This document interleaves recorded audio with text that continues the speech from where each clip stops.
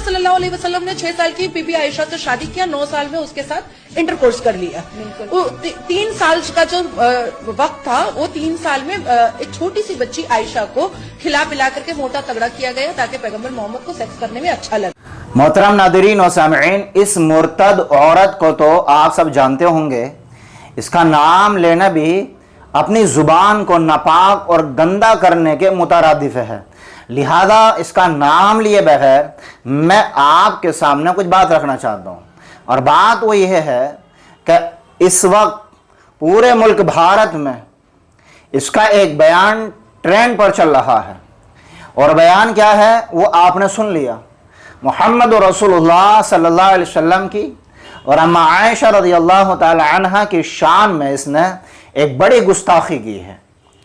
अब अफसोस की बात यह भी है कि हमारे मुल्क भारत में अगर कोई मुसलमान किसी दूसरे मजहब के बारे में ज़रा सारा बोल दे तो जहाँ बोलेगा वो वहाँ से अपने घर तक नहीं पहुँच सकेगा, या तो उसका इनकाउंटर हो जाएगा या वो वहीं से गिरफ्तार कर लिया जाएगा, या एक मखसूस समुदाय वाले उसको जो है हाथों पर ले लेंगे।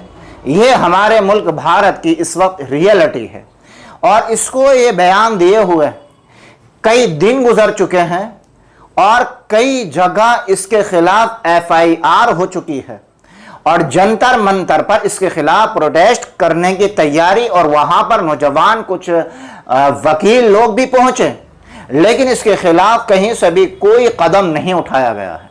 ये अफसोस की बात है, और ये एक मखसूस समुदाय यानी मुसलमानों पर होता हुआ जुल्म और मुसलमान के जो जज्बात से खिलवाड़ हो रही है उसका एक तमाशा बनाया जा रहा है।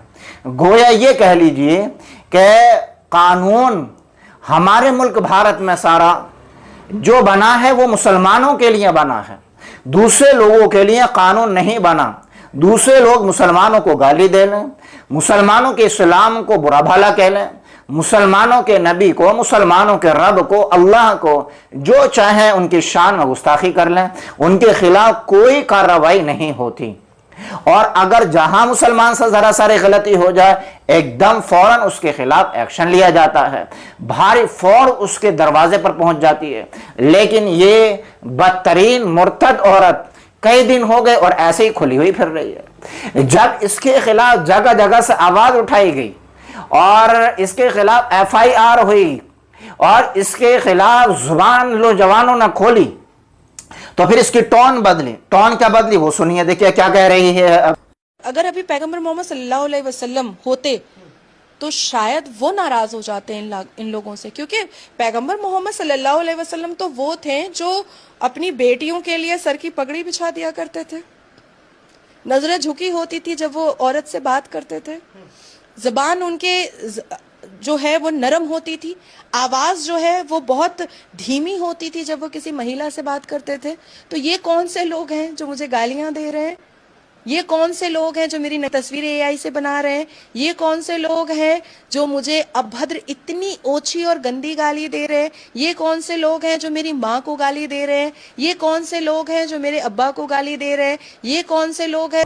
ये इसने टोन बदली, और जो मुसलमान एक गुस्से में हैं उनका गुस्सा कम करवाने के लिए मोहम्मद रसूलुल्लाह सल्लल्लाहु अलैहि वसल्लम की तारीफ करने लगी। और फिर वो बयान जो इसने मोहम्मद रसूलुल्लाह सल्लल्लाहु अलैहि वसल्लम की शान में गुस्ताखी की है, उस बयान में भी इसने यू टर्न लिया है और ये कहा है कि वो गुस्ताखी नहीं है। अगर गुस्ताखी होती तो देवबंद वाले बोलते हैं, गुस्ताखी होती तो सहारनपुर वाले बोलते हैं, गुस्ताखी होती तो मुस्लिम पर्सनल लॉ वाले बोलते हैं, गुस्ताखी होती तो फिर जमीयत वाले बोलते। तो इसने इस बात को मुद्दा बनाया कि मैंने गुस्ताखी नहीं की। जमात वाले, जमीयत वाले या देवबंद वाले अगर नहीं बोल रहे तो उनका बोलना इसका मतलब ये नहीं कि तूने गुस्ताखी नहीं की है। गुस्ताखी है और लमहाला तौर पर ये गुस्ताखी है, कुल्लिया तौर पर गुस्ताखी है।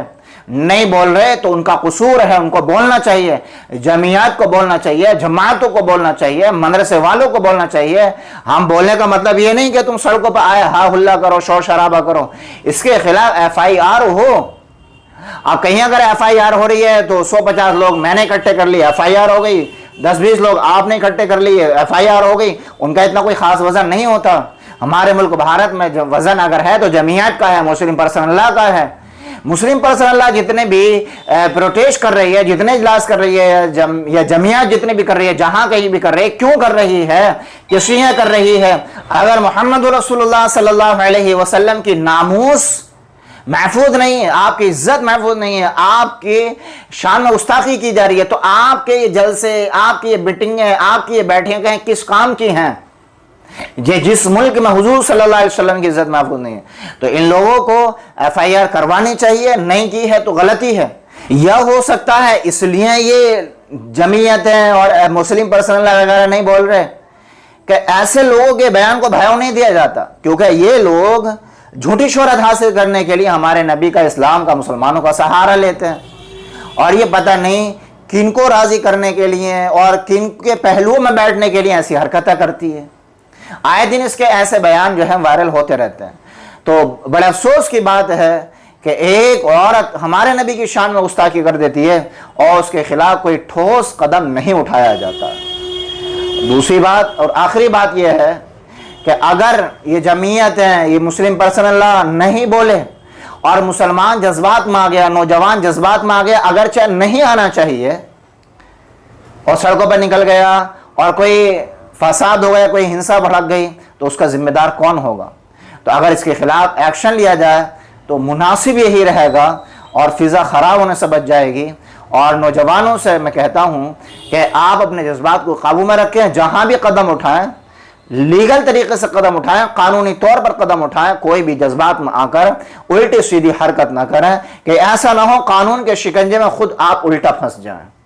اور دیکھو ایک بات بتاؤں میں آپ کو, مسلمان چاہے کتنے بھی گناہگار ہو, چاہے شرابی ہو, زانی ہو, چور ہو, بدکار ہو, کوئی بھی ہو, لیکن محمد رسول اللہ صلی اللہ علیہ وسلم کی جو عزت ہے کبھی اس کا سودا نہیں کر سکتا, جو ناموس ہے اس کا سودا نہیں کر سکتا, آپ کے شان میں کبھی گستاخی برداشت نہیں کر سکتا.